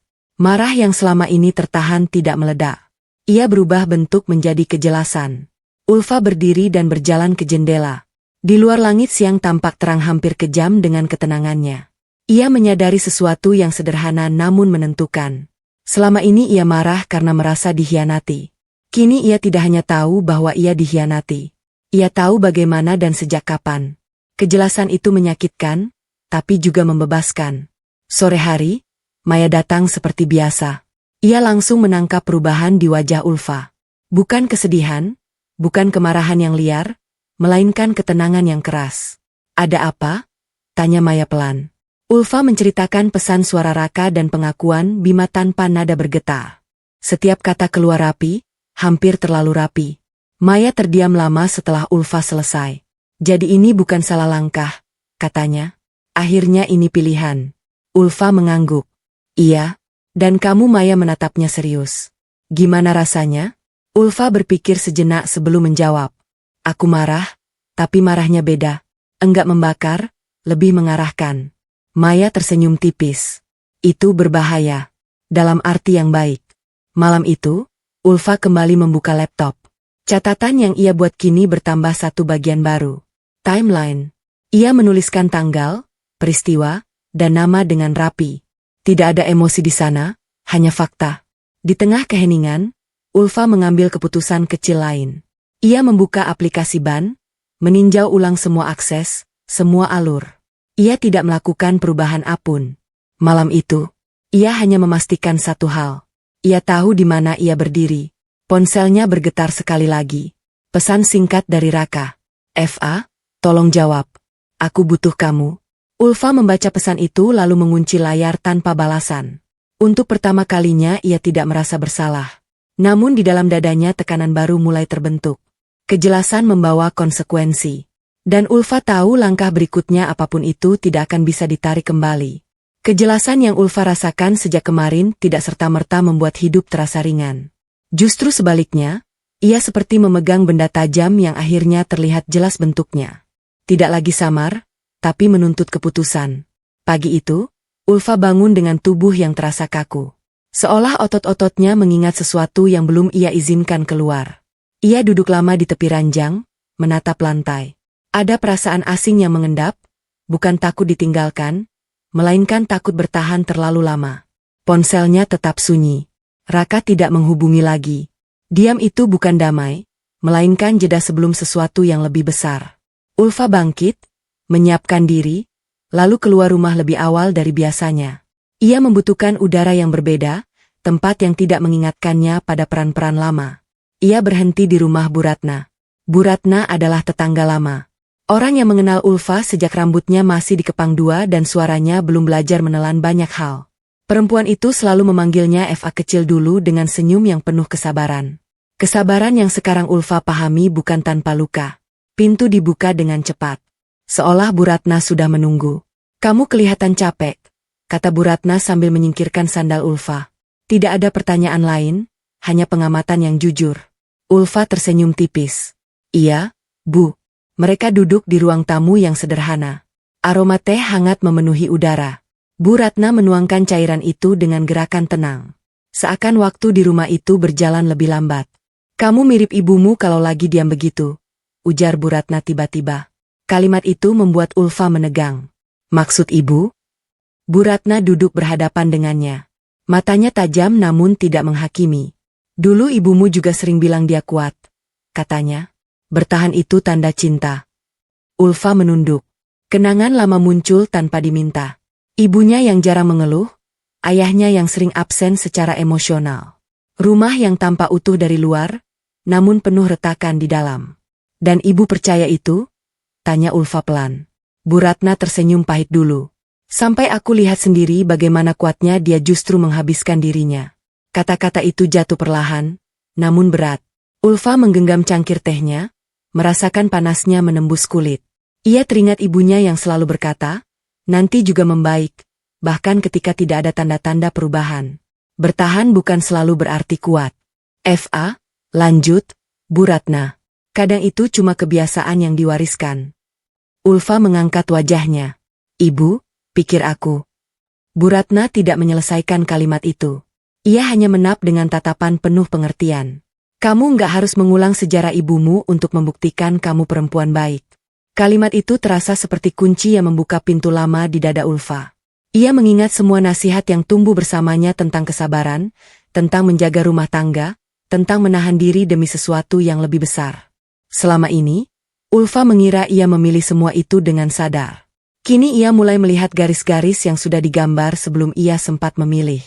Aku takut, kata Ulfa tiba-tiba. Suaranya bergetar halus. Takut kalau aku pergi, berarti aku gagal. Bu Ratna menggeleng pelan. Gagal itu kalau kamu tahu kamu terluka, tapi tetap memaksa tinggal. Kata-kata itu tidak menawarkan solusi. Tidak ada dorongan untuk bercerai, tidak ada ajakan melawan, hanya cermin yang jujur. Saat Ulfa pamit, langkahnya terasa lebih berat, namun arah hatinya lebih jelas. Ia menyadari satu hal yang selama ini terlewat. Ia tidak hanya berhadapan dengan neraka dan pengkhianatan, ia sedang berhadapan dengan warisan emosional yang selama ini ia anggap sebagai nilai. Sore hari, Ulfa kembali ke rumah. Maya sudah menunggu di teras, membawa 2 kantong belanja kecil. Kamu habis kemana? Tanya Maya sambil masuk.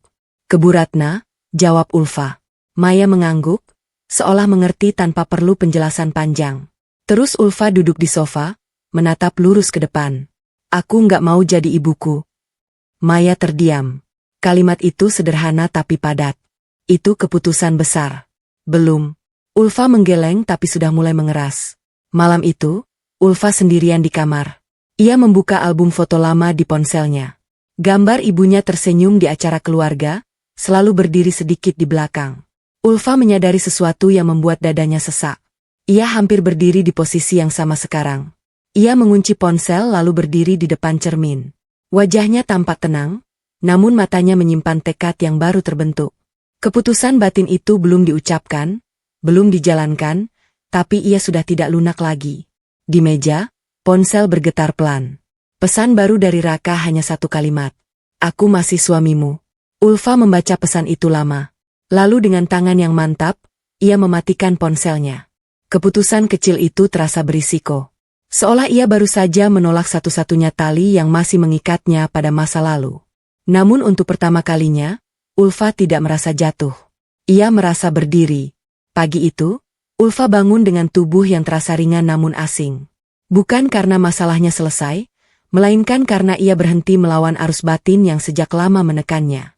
Ponsel yang ia matikan semalam masih tergeletak di meja. Ia menyalakannya perlahan. Tidak ada pesan dari Raka. Hanya 1 panggilan tak terjawab. Nama yang membuat dadanya sedikit menegang. Dion. Ulfa tidak langsung membalas. Ia mandi mengenakan pakaian sederhana lalu duduk di ruang tengah dengan secangkir teh. Keputusan batinnya belum berubah sejak kemarin. Ia tahu apapun yang datang hari ini, ia harus berdiri tegak menghadapinya. Ketukan di pintu terdengar tepat pukul 10. Dion berdiri di ambang pintu dengan wajah yang tidak lagi membawa nada penenang. Hari ini ia datang tanpa peran perantara. Ia datang sebagai pembawa fakta. Boleh masuk? Tanyanya. Ulfa mengangguk dan mempersilakan. Mereka duduk berhadapan. Jarak di antara mereka cukup jauh untuk menampung semua hal yang tidak terucap. Aku nggak datang buat minta kamu mengalah, kata Dion membuka pembicaraan. Aku datang karena kamu berhak tahu. Ia mengeluarkan map coklat dari tasnya, meletakkannya di meja dengan hati-hati, seolah benda itu rapuh. Ulfa memperhatikan map itu tanpa bergerak. Tidak ada rasa penasaran yang melonjak. Hanya kesiapan. Ini apa? Tanya Ulfa. Bukti rencana mereka? Jawab Dion. Rencana nikah di Paris. Kalimat itu jatuh di ruangan seperti benda padat. Ulfa mengangguk kecil lalu meraih map tersebut. Tangannya tidak gemetar, bahkan jantungnya berdetak normal. Ia membuka map itu perlahan. Di dalamnya ada cetakan email, reservasi tempat, komunikasi dengan perencana acara, bahkan rancangan sederhana susunan acara. Nama Raka dan Nadine tertulis jelas, berdampingan tanpa keraguan. Ulfa membaca satu persatu. Setiap detail yang ia lihat bukan lagi kejutan, melainkan pengukuhan. Ini bukan rencana impulsif. Ini bukan pelarian sementara. Ini adalah niat. Aku baru tahu sejauh ini kemarin, kata Dion pelan. Dan aku sadar semua upaya menjaga nama baik selama ini justru menyakiti kamu. Ulfa menutup map itu. Kenapa sekarang? Dion menunduk. Karena aku salah dan karena kamu tidak lagi terlihat seperti orang yang bisa dibungkam dengan kata sabar. Kalimat itu membuat Ulfa tersenyum tipis. Bukan senyum puas, melainkan pengakuan diam-diam bahwa perubahan dalam dirinya terlihat dari luar. Aku gak mau lagi jadi bagian dari kebohongan. Lanjut Dion. Apapun keputusanmu nanti, aku cuma mau kamu punya semua faktanya. Ulfa mengangguk. Terima kasih. Tidak ada air mata, tidak ada suara pecah, hanya keheningan yang jujur. Setelah Dion pergi, Ulfa tetap duduk di tempatnya. Ia menatap map itu beberapa saat, lalu memasukkannya kembali ke dalam tasnya. Bukti itu tidak terasa seperti senjata. Ia lebih mirip batu penanda, menandai batas yang tidak lagi bisa disangkal. Siang hari, Maya datang. Begitu melihat map di meja, ia langsung mengerti. Sudah sampai sini ya? Katanya. Ulfa menggeser map itu ke arah Maya tanpa berkata apa-apa. Maya membacanya cepat lalu menarik napas panjang. Ini kejam. Ulfa menggeleng pelan. Ini jujur. Maya menatap Ulfa lama. Kamu nggak kelihatan hancur? Karena aku sudah kehilangan dia jauh sebelum hari ini, jawab Ulfa. Hari ini cuma pengumuman resminya. Rasa kehilangan itu masih ada, tapi bentuknya berubah. Tidak lagi seperti luka terbuka yang perih setiap disentuh. Ia lebih seperti ruang kosong yang dingin, menyakitkan, namun tidak berdarah. Sore menjelang, Ulfa sendirian lagi. Ia membuka kembali map itu. Kali ini bukan untuk membaca detail, melainkan untuk memastikan satu hal, bahwa ia tidak sedang membesar-besarkan cerita di kepalanya sendiri. Fakta-fakta itu berdiri sendiri, kokoh, tanpa interpretasi emosional. Untuk pertama kalinya, Ulfa menyadari bahwa ia tidak lagi berharap Raka membantah. Ia tidak lagi menunggu penjelasan yang bisa membalikkan keadaan. Harapan itu telah mati dengan tenang. Rasa kehilangan berubah menjadi penerimaan pahit, sejenis kedewasaan yang tidak pernah ia minta, namun kini harus ia bawa. Malam datang dengan hujan ringan, Ulfa duduk di kamar, membuka laptop, lalu membuat folder baru. Ia memberi nama sederhana, langkah di dalamnya ia memindahkan catatan, timeline, dan kini salinan bukti dari Dion. Ia tidak tahu persis apa yang akan ia lakukan dengan semua ini. Tapi satu hal jelas, ia tidak lagi bergerak dalam gelap. Ponselnya bergetar. Nama Raka muncul lagi. Kali ini dengan pesan singkat, kita masih bisa bicara. Jangan ambil keputusan saat emosi. Ulfa membaca pesan itu tanpa reaksi berlebih. Ia mengetik balasan, berhenti lalu menghapusnya. Ia menyadari sesuatu yang membuatnya terdiam lama. Ini bukan lagi soal emosi. Ia tidak membalas. Sebagai gantinya, ia membuka kalender di ponselnya dan menandai satu tanggal dekat. Tanpa keterangan panjang, hanya satu kata kecil temu. Keputusan kecil itu terasa berisiko. Sekali melangkah ke tahap berikutnya, tidak ada lagi jalan kembali ke ketidaktahuan yang nyaman. Namun, Ulfa tidak lagi menginginkan kenyamanan semu itu. Ia menutup laptop, mematikan lampu, dan berbaring dalam gelap. Penerimaan pahit itu tidak membuatnya lega. Tapi ia tahu dari titik inilah konfrontasi yang sesungguhnya akan dimulai. Tanggal yang Ulfa tandai di kalender akhirnya tiba. Tidak ada upacara, tidak ada persiapan khusus. Ia hanya memastikan rumah rapi, ponsel terisi penuh dan pikirannya setenang mungkin. Penerimaan pahit yang tumbuh kemarin belum berubah menjadi damai. Ia masih perih, namun sudah cukup keras untuk menopang punggungnya. Panggilan video masuk tepat pukul 00 malam, nama Raka menyala di layar. Ulfa menghela napas satu kali sebelum mengangkat. Wajah Raka muncul dengan latar kamar hotel yang redup.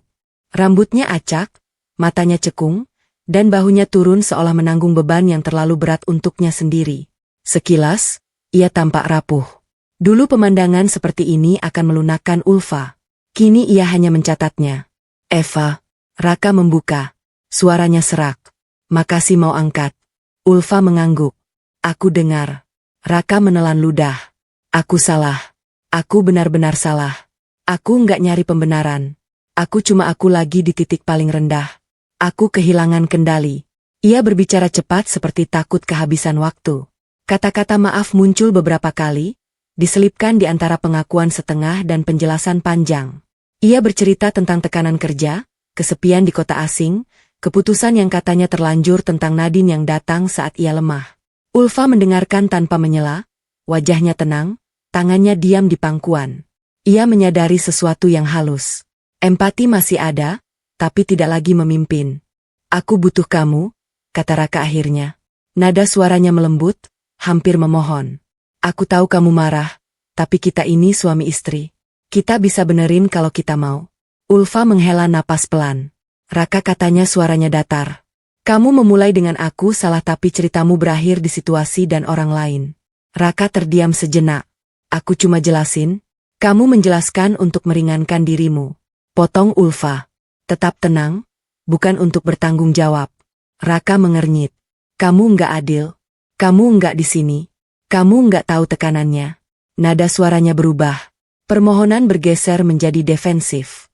Bahunya menegang, rahangnya mengeras.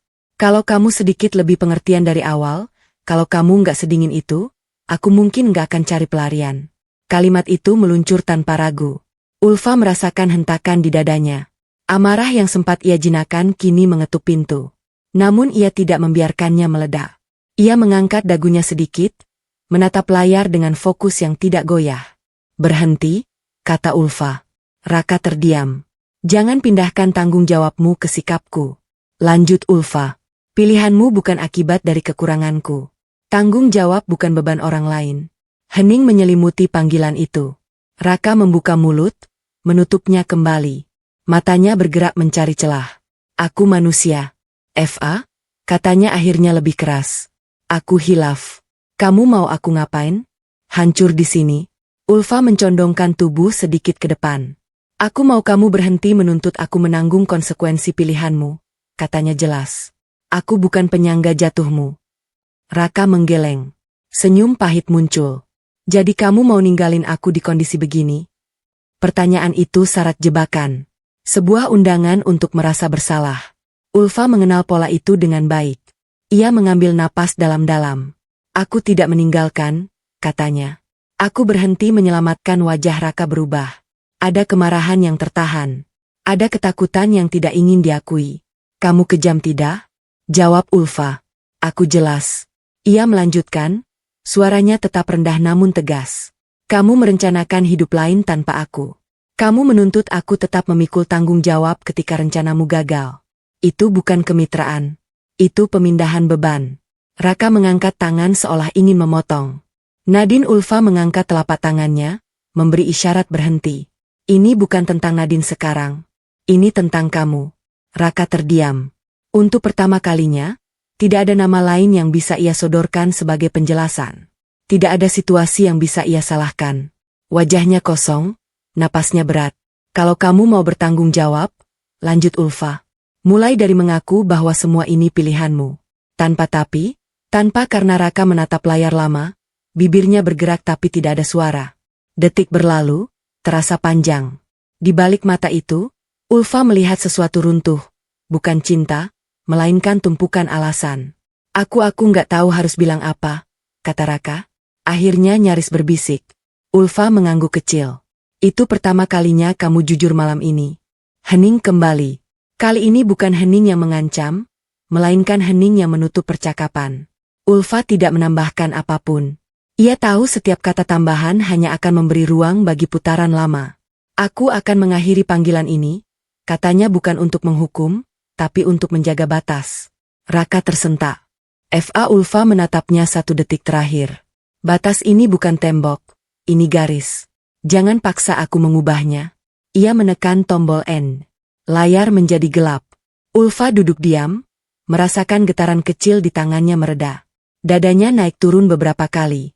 Ada sisa marah yang belum sepenuhnya padam, ada sedih yang tidak ia undang. Namun, di atas semuanya ada rasa berdiri tegak yang baru. Beberapa menit kemudian, ponselnya bergetar.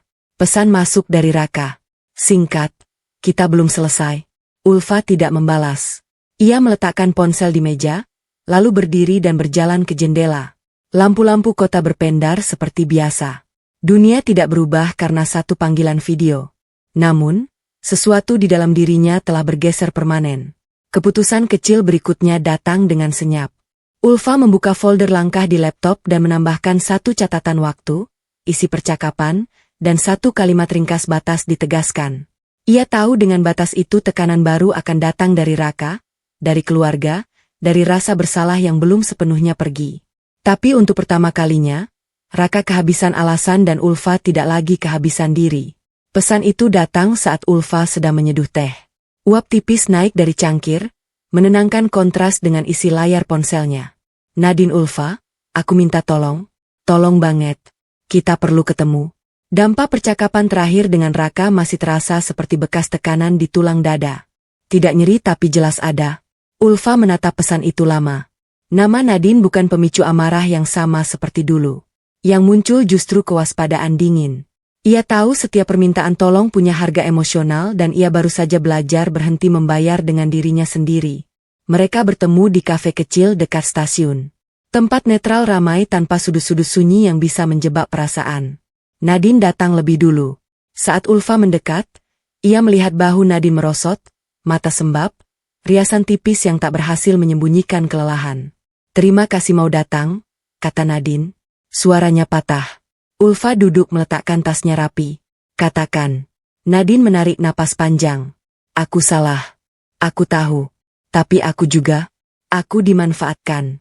Kalimat itu jatuh seperti batu kecil ke permukaan air, menimbulkan riak, bukan gelombang. Ulfa menahan reaksi. Ia membiarkan Nadine melanjutkan. Raka janji banyak hal, kata Nadine cepat seperti ingin menghabiskan semuanya sebelum disela. Tentang masa depan, tentang tanggung jawab. Aku percaya aku bodoh. Sekarang semuanya berantakan. Dia bilang aku harus mengerti situasinya. Dia minta aku menunggu. Aku nggak punya siapa-siapa di sini. Air mata Nadine mengalir. Tangannya gemetar di atas meja. Aku cuma minta bantuanmu. Aku nggak tahu harus kemana. Ulfa mendengarkan. Ada simpati yang muncul. Bukan karena cerita itu, melainkan karena ia mengenali pola kejatuhan seseorang yang ditinggal janji. Namun simpati tidak lagi berarti menyerahkan kendali. Apa yang kamu minta dariku? Tanya Ulfa pelan. Nadine menatapnya penuh harap. Bicara sama Raka. Yakinkan dia atau aku bisa tinggal sementara. Aku cuma butuh waktu. Disitulah batas itu diuji. Ulfa merasakan tarikan lama. Naluri menyelamatkan, menutup luka orang lain agar dunianya terasa benar. Ia menegakkan punggung menahan tarikan itu. Aku tidak akan bicara pada Raka untuk menyelamatkan hubungan kalian, kata Ulfa. Suaranya lembut tapi tegas. Dan aku tidak bisa jadi tempat singgahmu. Nadine terkejut. Tapi aku mengerti kamu terluka. Lanjut Ulfa. Aku percaya kamu merasa dimanfaatkan, tapi aku tidak akan mengambil peran penyelamat. Air mata Nadine makin deras. Jadi kamu biarkan aku jatuh. Ulfa menggeleng pelan. Tidak. Aku membuka jalan pulang minimal. Ia mengeluarkan ponsel membuka catatan. Aku bisa bantu satu hal. Tiket pulang ke kotamu atau kontak konselor independen yang tidak terkait denganku atau Raka. Itu saja. Nadine terdiam. Harapannya retak digantikan kekecewaan. Kamu kejam. Ulfa menahan diri agar tidak membela. Aku adil pada diriku. Hening menyelimuti meja mereka. Akhirnya Nadine mengangguk lemah. Tiket itu cukup. Ulfa mengangguk. Aku kirimkan malam ini. Saat mereka berpisah, Ulfa tidak merasa menang. Ia merasa jujur. Dan kejujuran itu meski pahit rasa bersih. Tekanan berikutnya datang lebih cepat dari dugaan. Raka menelepon malam itu juga. Ulfa mengangkat tanpa menunda. Wajah Raka muncul.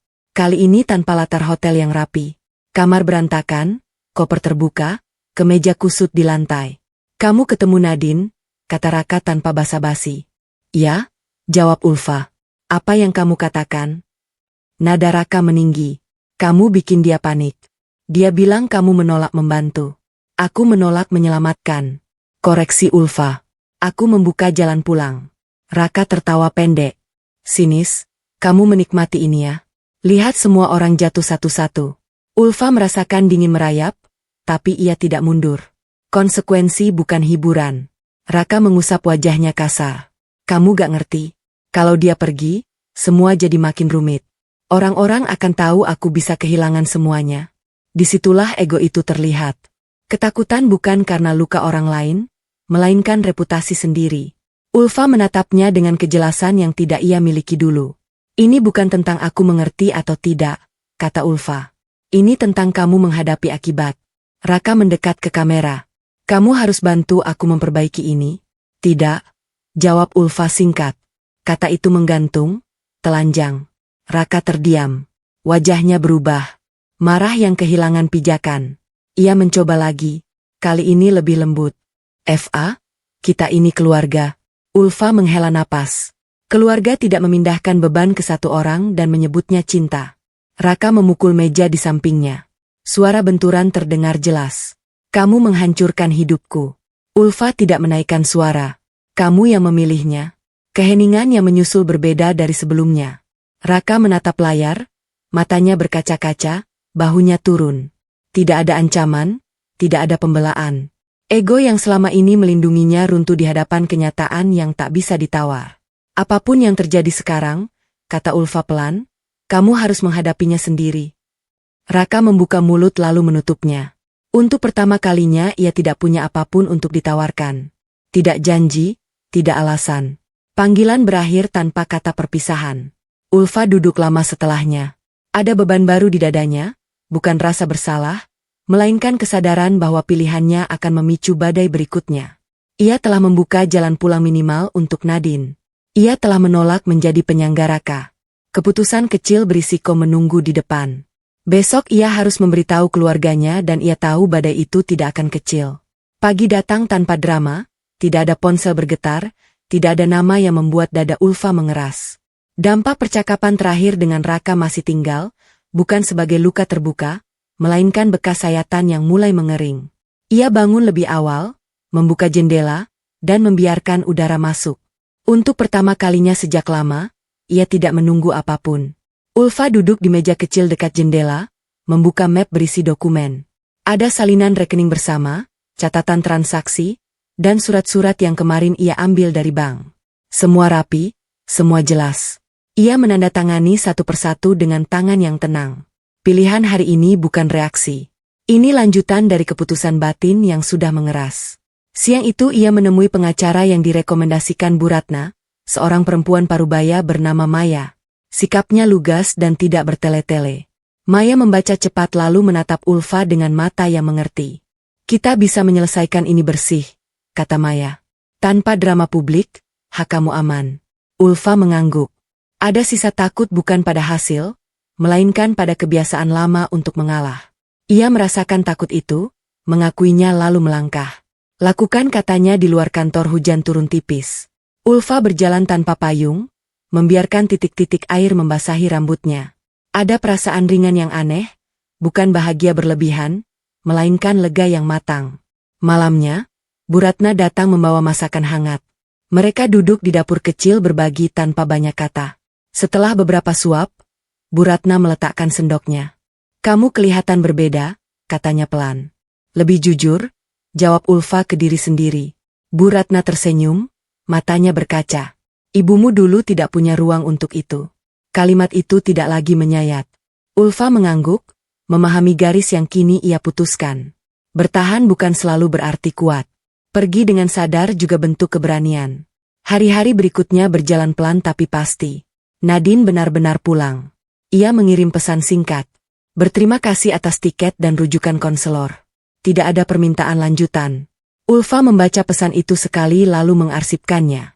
Tidak perlu balasan, bukan karena dingin, melainkan karena cukup. Raka sebaliknya mengirim satu pesan panjang. Permintaan maaf bercampur pembelaan. Ulfa membacanya tanpa gemetar. Ia menunggu satu malam sebelum membalas, memilih kata-kata yang tidak menyisakan celah. Aku menerima penyesalanmu. Aku tidak menerima pengalihan tanggung jawab. Kita selesaikan secara hukum dan rapi. Setelah itu, aku minta jarak. Ia menekan kirim. Jari-jarinya mantap. Penyelesaian berlangsung tanpa sorotan. Tidak ada unggahan, tidak ada pengumuman. Dokumen ditandatangani, akses dipisah, hak dikembalikan. Konflik utama ketidakjujuran yang menggerogoti hidupnya berakhir bukan dengan kemenangan atas orang lain, melainkan pemulihan atas dirinya sendiri. Suatu sore, Ulfa duduk di taman kota, mengamati orang-orang berlalu. Ia menyadari sesuatu yang sederhana dan besar. Ia tidak lagi memeriksa ponsel untuk mencari validasi. Dendam tidak tumbuh, yang ada batas tegas, namun bersih. Bima menghubunginya. Suara itu terdengar canggung menyesal. Aku salah, katanya. Harusnya jujur sejak awal. Aku tahu, jawab Ulfa. Terima kasih sudah akhirnya berkata benar. Tidak ada kemarahan di sana, ada penutupan. Beberapa minggu kemudian, Ulfa menerima tawaran proyek di kota lain. Bukan pelarian, melainkan langkah. Ia menimbang semalam. Pindah berarti melepaskan rutinitas yang akrab, menghadapi sunyi yang baru. Risiko kecil, tapi nyata. Pagi sebelum berangkat, ia berdiri di depan cermin. Wajahnya sama, tapi sorotnya berbeda. Luka tidak hilang. Ia tahu itu akan muncul sesekali dalam lagu tertentu, sudut kafe atau kalimat yang terlalu mirip janji lama. Namun, kini luka itu bukan penentu arah. Ia menjadi pengingat nilai diri. Ulfa menutup koper. Ia menulis catatan singkat untuk dirinya sendiri dan menyelipkannya di saku. Pilih damai yang jujur, bukan utuh yang palsu. Saat kereta bergerak, Ulfa menatap ke depan. Tidak ada dendam yang ia bawa. Ada keputusan kecil yang berisiko memulai lagi dengan sadar. Dan untuk pertama kalinya itu cukup. Kadang yang paling menyakitkan bukan pengkhianatan itu sendiri, tapi saat kita terus meyakinkan diri untuk memakluminya. Bertahan tidak selalu berarti kuat, dan melepaskan tidak selalu berarti kalah. Dengarkan batas batinmu. Ia ada untuk melindungi nilai dirimu. Pilih kejujuran. Meski jalannya sunyi, karena damai yang jujur selalu lebih menumbuhkan daripada utuh yang palsu. Terima kasih telah berjalan bersama Ulfa sampai akhir. Semoga kisah ini menemani langkahmu untuk lebih berani jujur pada diri sendiri. Sampai jumpa di cerita berikutnya. Jaga hatimu, rawat batasmu, dan terus melangkah dengan tenang. Yuhu.